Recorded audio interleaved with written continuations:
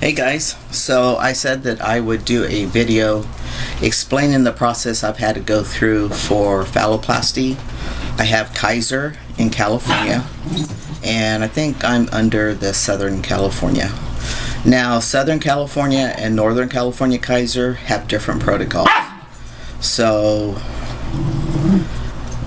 if you're Northern, don't get upset if I didn't have to do something you did, or whatever. It's all about insurance protocol, guys. It doesn't matter how long you've been on T, it doesn't matter how long you've been transitioning, it doesn't matter how long you've had an M or your birth certificate changed. That doesn't matter. It's their protocol.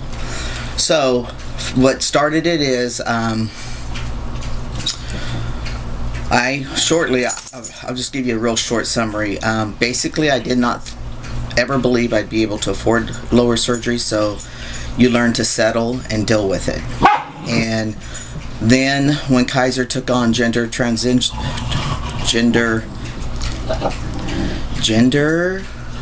reassignment surgeries, I started really thinking, because my dysphoria really got bad after my top surgery. Excuse me. And so then I had to deal with, do I want metoid or do I want phallo? Well, due to my history and testosterone, I haven't had consistent levels. I don't feel I've had enough growth, and for the size of my body, I did not feel that metoidplasty would give me what I want. I want a standard P, I want urethral lengthening, I want everything gone as far as female genitalia, I want the clitoris buried, so phalloplasty it is.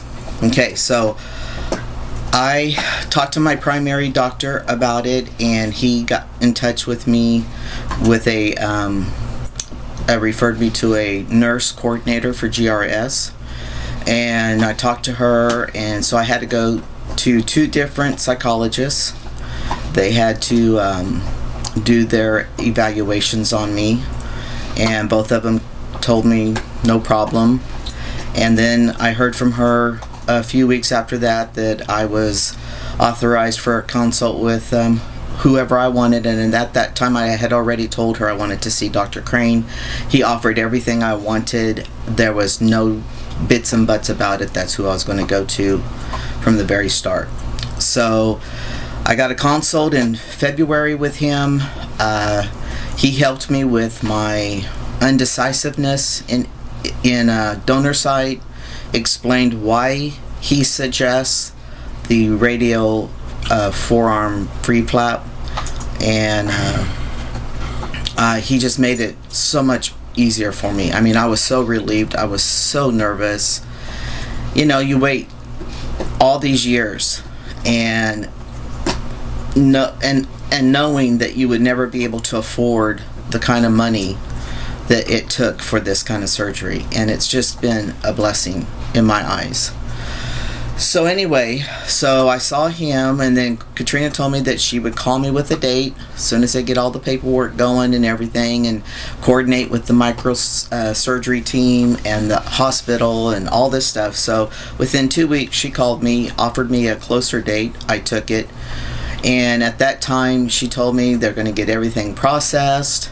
And so I called the nurse coordinator, told her what was going on, the date I received, and she said she's waiting on the paperwork from Katrina herself.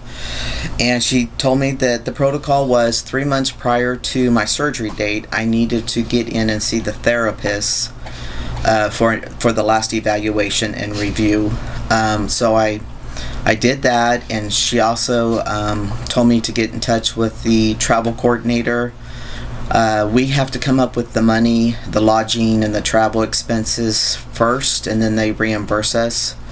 Spoke with them, got the forms from them, and then Katrina, I had some questions, emailed Katrina. She responded quickly, and she answered all my questions.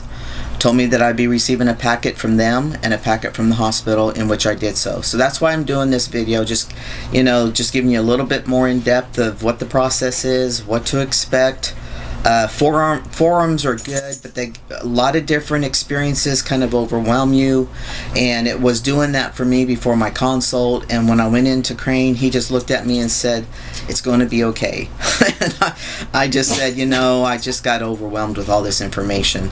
So basically, I'm just focusing on my journey and taking some hints from the guys that experience things, and going to order some Meta Honey and stuff to help heal what they experienced in briefs and undergarments of what best helped them, and these kind of things. So real quick, I got my packet from Dr. Crane, excuse my reading glasses, and so this is my 4th time doing this video, so excuse me. This is medications to avoid for 2 weeks prior. So he gives you a whole, and this is for phallo and metoidplasty. So it's just a generic thing that they want you to follow.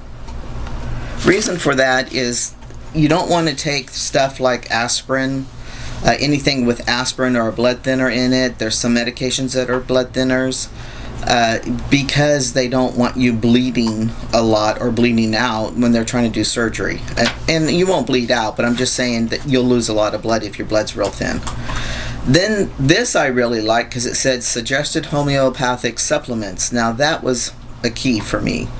And so they give you some suggestions, a list, which I really liked. Then of course there's the pre-op bowel preparation. They give you this to read over and when to use it. Then they also send lab orders that Dr. Crane wants to have drawn before the surgery. He's already filled that out, that's signed. I'll be seeing my primary care doctor on the 13th of July, which is almost a month exactly prior to my surgery. And then here's a letter confirming the surgery day and the time.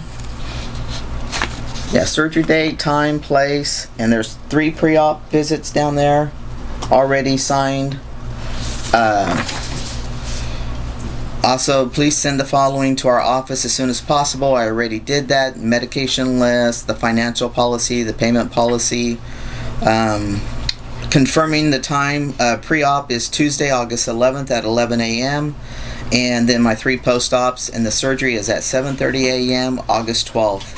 At California Pacific Medical Center, Davies campus. Then you get a packet that says Phalloplasty, what to expect in the hospital, the first page. Then after the first day 0 is your surgery day. Talks about all the drains, the leg wrappings, the suprapubic catheter, the oxygen, the Doppler, finger monitor, heart monitor. If you've never had surgery, it talks about all these things you're going to be hooked up to so you don't get scared or think that you've gone into cardiac arrest and you've come out with all, from what you understand, people in comas and stuff have. Days 1 through 3, I will be in the TICU. That's where the nurse will see you one-on-one on the hour, the micro team, and Dr. Crane will be in and out all day long checking things. They encourage you to wiggle your toes and stuff, but you can't move your hand if you're having the RFF, radio forearm flap. Day 4, you transfer out of the TICU to a regular room, and they'll talk about at that point they may try to get you up and sit and stuff. I'm not going to read exactly everything, but just kind of give you an idea. Day 5 is, if everything's going well, day 5 you get discharged. Then it talks after leaving the hospital. This is kind of something to expect, and remember, I'm going through them kind of fast. If you want to IM me and you want a little bit more detail, I don't have a problem doing that to prepare you. No strenuous physical activity of any type during the first 6 weeks of surgery. That means no vigorous bending, pushing, pulling, straining, running, or excessive walking. And guys, don't question them. Even if you're feeling good, just don't do it if you want to expedite your healing and you want to come through this without many issues, because there's complications in everything in this phalloplasty, especially when they're doing urethral lengthening, because you have little tears in your incisions or festulas or whatever they're called, strictures. I mean, really, just do what it says and you'll be okay. So many people, I shouldn't say guys, but so many people don't follow post-op instructions and find themselves in a hell of a mess. It says, do not lift anything that weighs more than 20 pounds for the first 6 weeks after surgery. Resume your regular diet if you can tolerate it. Tolerate it, guys. If you can't, don't call them up and bug them. Just go back to fluids or whatever you can have. Juices, fluids, vegetable juices, whatever your body can tolerate.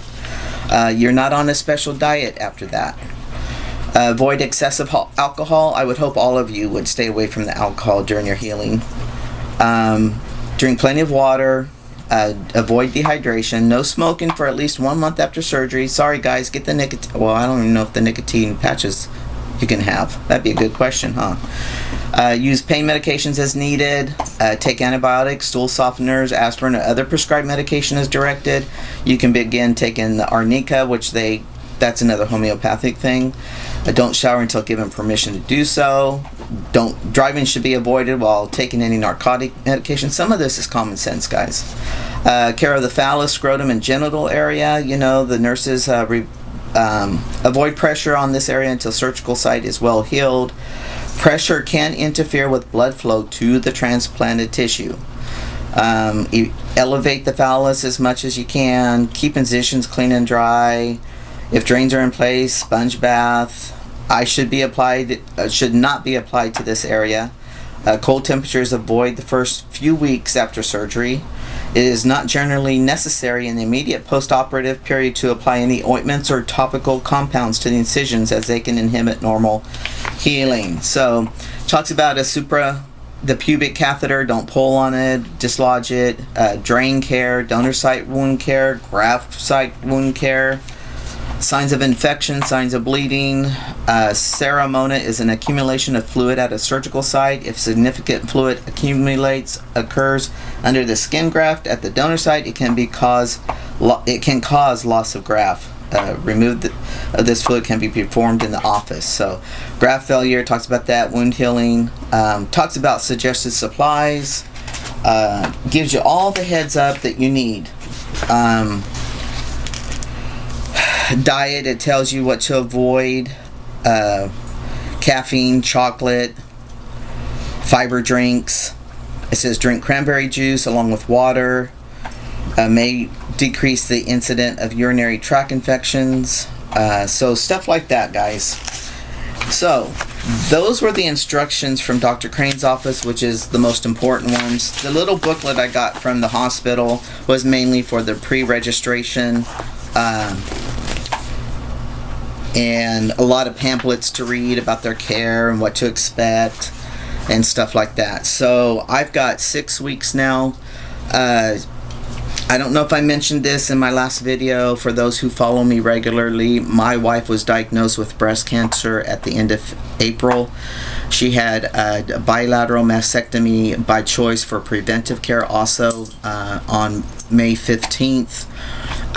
Through testing, and we saw the oncologist. Just to give you a summary, last week on Wednesday we received the news that she did not have to undergo any chemotherapy and nor radiation because it did not spread to the lymph nodes.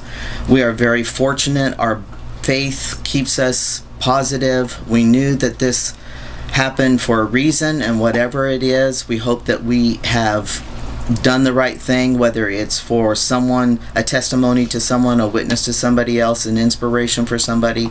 Tony's a strong woman. She handled this really well, and so I offered to postpone my surgery, and she did not want that, and I was kind of worried about, I never thought she'd have chemo, I just couldn't see it, but in case she did, I was kind of worried being gone and her undergoing chemo, but it worked out just fine. And so it just goes to show you, you keep a positive attitude even in the most adverse times in your life.